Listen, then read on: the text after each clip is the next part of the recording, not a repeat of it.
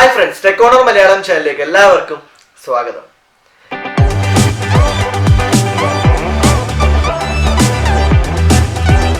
ഇന്ന് നമ്മൾ നോക്കാൻ പോകുന്നത് ട്രാൻസ്ഫോമറുകളിൽ എന്തുകൊണ്ടാണ് ഹമ്മിങ് സൗണ്ട് ഉണ്ടാകുന്നത് എന്ന ചോദ്യത്തിനുള്ള ഉത്തരവുമായിട്ടാണ്. ഈ ചോദ്യം വളരെ ഇമ്പോർട്ടൻ്റ് ആണ്. പല ഇന്റർവ്യൂസിനും വൈവാസിലും ഒക്കെ ചോദിക്കുന്ന ഒരു ചോദ്യമാണ്. പക്ഷെ പെട്ടെന്ന് കേൾക്കുമ്പോൾ നമുക്ക് തോന്നാം ഒരു ട്രാൻസ്ഫോമറിൽ സൗണ്ട് ഉണ്ടാക്കുക എന്ന് പറയുന്നത് വലിയ കാര്യമാണ്. മിക്ക മെഷീൻസിലും ഒക്കെ സൗണ്ട് ഉണ്ടാവാറുണ്ട്. അപ്പോൾ പിന്നെ എന്തുകൊണ്ടാണ് ട്രാൻസ്ഫോമറിൽ സൗണ്ട് ഉണ്ടാകുക എന്നത് ഇത്ര വലിയ കാര്യമായിട്ടുള്ള ഒരു ചോദ്യമാകുന്നത്? അപ്പോൾ അതിന്റെ പ്രസക്തി, ആ ചോദ്യത്തിന്റെ പ്രസക്തി അറിയണമെങ്കിൽ നമുക്കറിയാം, ഒരു മോട്ടറിലും ജനറേറ്ററിലും ഒക്കെ സൗണ്ട് ഉണ്ടാക്കാറുണ്ട്. പക്ഷേ ഒരു മോട്ടർ ആയാലും ജനറേറ്റർ ആയാലും അവിടെയൊക്കെ നമുക്ക് ഒരു റോട്ടർ ഉണ്ട്, അല്ലെങ്കിൽ മൂവ് ചെയ്യുന്ന അല്ലെങ്കിൽ കറങ്ങുന്ന ഓരോരോ സാധനങ്ങളുണ്ട്. അതേസമയം ട്രാൻസ്ഫോമറിൽ നോക്കിക്കഴിഞ്ഞാൽ ഒരു ട്രാൻസ്ഫോമറിൽ ഒരു മൂവിങ് പാർട്സും ഇല്ല. നമുക്കറിയാം, ബേസിക്കലി ട്രാൻസ്ഫോമർ എന്ന് പറയുന്നത് ഒരു പ്രൈമറി വൈൻഡിങ് ഉണ്ട്, സെക്കൻഡറി വൈൻഡിങ് ഉണ്ട്, ഒരു കോറൊക്കെ ഉണ്ട്. അപ്പോൾ ഇതൊക്കെയാണ് ബേസിക്കലി ഒരു ട്രാൻസ്ഫോമറിനുള്ളിലുള്ളത്. ഇതിലെങ്ങും മൂവിങ് ആയിട്ടുള്ള അനങ്ങുന്ന ഒരു പാർട്സ് ഇല്ല. അപ്പോൾ അനങ്ങുന്ന പാർട്സ് ഉണ്ടെങ്കിൽ നമുക്ക് പറയാം, മോട്ടർ ആയാലും ജനറേറ്റർ ആണെങ്കിലും അവിടെ അനങ്ങുന്നുണ്ട്. ഒബ്വിയസ്ലി ഒരു സാധനം ഇങ്ങനെ കിടന്ന് കറങ്ങുമ്പോൾ അവിടെ വൈബ്രേഷൻ ഉണ്ടാവാം, സൗണ്ട് ഉണ്ടാവാം. അതൊക്കെ നമുക്ക് യുക്തിപരമായി തോന്നാറുണ്ട്. പക്ഷെ ഒരു ട്രാൻസ്ഫോമറിൽ ഒരു മൂവിങ് പാർട്സും ഇല്ല, അതിങ്ങനെ അനങ്ങാതെ നിൽക്കുന്ന ഒരു സാധനമാണ്. അതിൽ നിന്ന് പിന്നെ എവിടെ നിന്നാണ് ഈ സൗണ്ട് ജനറേറ്റ് ചെയ്യുന്നത് എന്നത് ഒരു ചോദ്യമല്ലേ? ഇപ്പോൾ ആ ചോദ്യത്തിന്റെ പ്രസക്തി നിങ്ങൾക്ക് മനസ്സിലായിട്ടുണ്ട് എന്ന് പ്രതീക്ഷിക്കുന്നു. അപ്പോൾ ഇതിനുള്ള ഉത്തരവുമായിട്ടാണ് ഇന്നത്തെ വീഡിയോയിൽ നമ്മൾ നോക്കാൻ പോകുന്നത്. വീഡിയോയിലേക്ക് പോകുന്നതിന് മുമ്പ് നിങ്ങൾ ഞങ്ങളുടെ ചാനൽ സബ്സ്ക്രൈബ് ചെയ്തിട്ടില്ല എങ്കിൽ തീർച്ചയായിട്ടും നമ്മുടെ ചാനൽ സബ്സ്ക്രൈബ് ചെയ്യുക. അതുപോലെ തന്നെ നമ്മൾ വീഡിയോസ് പോസ്റ്റ് ചെയ്യുന്ന ഉടനെ തന്നെ നിങ്ങൾക്ക് ലഭിക്കണമെന്നുണ്ടെങ്കിൽ തീർച്ചയായിട്ടും ആ ബെല്ലൈക്കൺ കൂടെ ഒന്ന് പ്രസ് ചെയ്യുക.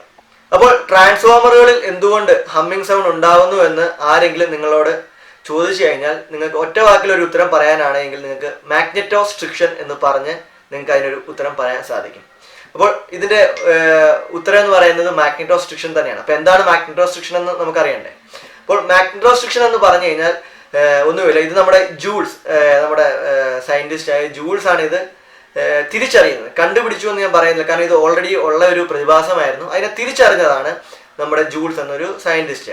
അപ്പോൾ ഈ മാഗ്നെറ്റോസ്ട്രിക്ഷൻ എന്ന് പറയുന്ന എഫക്റ്റ് എന്ന് പറഞ്ഞാൽ, നമ്മൾ ഒരു കണ്ടക്ടർ, ഒരു പാരലായിട്ട് ഒരു കണ്ടക്ടർ വെച്ചു, അത് മാഗ്നറ്റ് വഴി അട്രാക്ട് ചെയ്യുന്ന ഒരു കണ്ടക്ടറാണ്. അപ്പോൾ ആ കണ്ടക്ടർ നമ്മൾ പാരലായിട്ട് വെച്ചു, എന്നിട്ട് അത് നമ്മൾ മൗണ്ട് ചെയ്ത് വെച്ചു, ഫിക്സ് ചെയ്ത്. അതായത് അനങ്ങാനേ പറ്റത്തില്ല, അത് ഭയങ്കര ഫിക്സ് ആയിരിക്കും.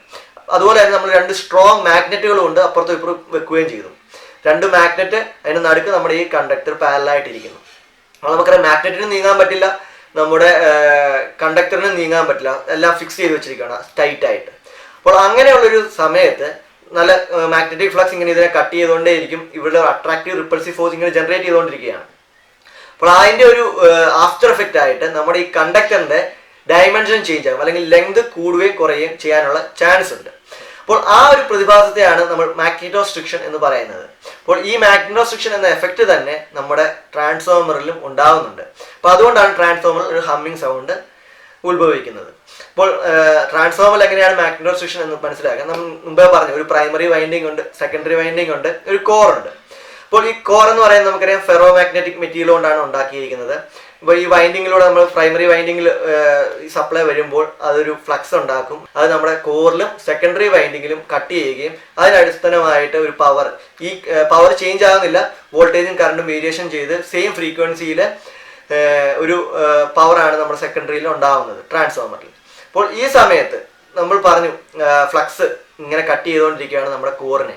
അപ്പോൾ ഈ ഫ്ലക്സ് കട്ട് ചെയ്യുമ്പോൾ നമ്മുടെ കോറിലും ഈ ഒരു മാഗ്നെറ്റോസ്ട്രിക്ഷൻ എഫക്റ്റ് ഉണ്ടാകുന്നുണ്ട്, അല്ലെങ്കിൽ ഈ നമ്മുടെ കോറിലും ഈ കോൺട്രാക്ഷനും എക്സ്പാൻഷനും, അതായത് അത് വികസിക്കുകയും ചെറുതാവുകയും എന്നൊരു എഫക്റ്റ് ഉണ്ടാകുന്നുണ്ട്.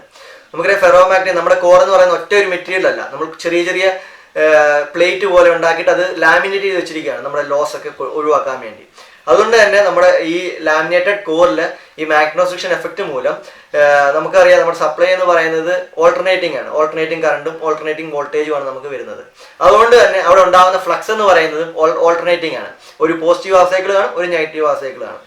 അപ്പോൾ ഈ ഒരു ഓൾട്ടർനേറ്റിംഗ് നേച്ചർ കൊണ്ട് തന്നെ നമ്മുടെ ഈ കോറിൽ ഈ എക്സ്പാൻഷനും കോൺട്രാക്ഷൻ, അതായത് എളുപ്പത്തിൽ പറഞ്ഞു കഴിഞ്ഞാൽ ആദ്യം ഒരു നോർമൽ അതിൻ്റെ ഒറിജിനൽ അവസ്ഥയിൽ ഇരിക്കുന്നു, പെട്ടെന്ന് ഇത് നമ്മുടെ മാഗ്നറ്റൈസേഷൻ വരുന്നു, മാഗ്നറ്റൈസേഷൻ എഫക്റ്റ് ഉണ്ടാകുന്നത് കൊണ്ട് തന്നെ നമ്മുടെ കോറിലെ ഡയമെൻഷൻ, കോർ ഇത്തിരി വലുതാവുന്നു, പിന്നീട് നമ്മുടെ ഫ്ലക്സ് പോകുന്നു, അപ്പം കോർ നമ്മൾ ചെറുതാവുന്നു, വീണ്ടും നമ്മുടെ ഫ്ലക്സ് വരുന്നു, കോർ വലുതാവുന്നു. അപ്പോൾ ഈ വലുതും ചെറുതാവുന്ന ഈ ഒരു പ്രശ്നം, കോൺട്രാക്ഷൻ എക്സ്പാൻഷൻ, ഈ പ്രോസസ്സ് മൂലം അവിടെ ഒരു വൈബ്രേഷനും ഉണ്ടാകുന്നുണ്ട്, പിന്നീട് നമ്മുടെ ഓരോ കോറിലും ഇത് വ്യത്യസ്തമായിട്ടാണ് ഉണ്ടാകുന്നത്. നമുക്കറിയാം ഇത് ഓരോന്ന് ലാമിനേറ്റ് ചെയ്ത് വെച്ചിരിക്കുക ആയതുകൊണ്ട് തന്നെ ഇത് യൂണിഫോം ആയിട്ട് എല്ലാത്തിലും ഉണ്ടാകുന്നു എന്ന് നമുക്ക് പറയാൻ പറ്റില്ല. ചെറിയ ടൈമിങ്ങിന്റെ വ്യത്യാസവും ചെറിയ തോതിലെ അളവ് വ്യത്യാസവും ഒക്കെ ഉണ്ടാകുന്നുണ്ട്.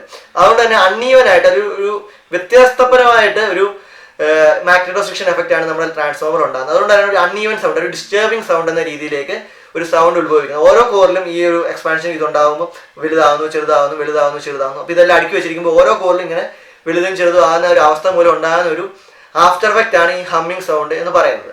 ഇത് നമുക്ക് കാണാൻ സാധിക്കില്ല. നമുക്ക് ഈ ഒരു ഹമ്മിങ് സൗണ്ട് മൂലം മാത്രമേ ഈ ഒരു പ്രോസസ്സിനെ നമുക്ക് മനസ്സിലാക്കാൻ സാധിക്കാറുള്ളൂ. അപ്പോൾ അത്രയ്ക്ക് ചെറിയൊരു വൈബ്രേഷൻ ആണ്, പക്ഷെ എല്ലാം കൂടെ ഒരുമിച്ച് ഇങ്ങനെ ഒരു വൈബ്രേഷൻ ഉണ്ടാകുമ്പോൾ അവിടെ ഒരു നല്ലൊരു വൈബ്രേഷനും സൗണ്ടും ഉണ്ടാകുന്നതാണ് ഈ ഒരു ട്രാൻസ്ഫോമറിലെ ഹമ്മിങ് സൗണ്ട് എന്ന് പറയുന്നത്. അപ്പോൾ മാഗ്നറ്റോസ്ട്രിക്ഷൻ ആണ് മെയിൻ ഒരു കാരണമെങ്കിലും നമുക്ക് സ്ട്രേ മാഗ്നറ്റിക് ഫീൽഡും ഇതിന്റെ ഒരു കാരണമായിട്ട് പറയാൻ സാധിക്കും. ഒരു പരിധി, ചെറിയ പെർസെൻറ്റേജ് ഹമ്മിങ് സൗണ്ട് ഉണ്ടാകാനുള്ള കാരണം സ്ട്രേ മാഗ്നറ്റിക് ഫീൽഡാണ്. സ്ട്രേ മാഗ്നറ്റിക് ഫീൽഡ് എന്ന് പറഞ്ഞു കഴിഞ്ഞാൽ ഒന്നുമില്ല, ലീക്കേജ് ഫ്ലക്സ്.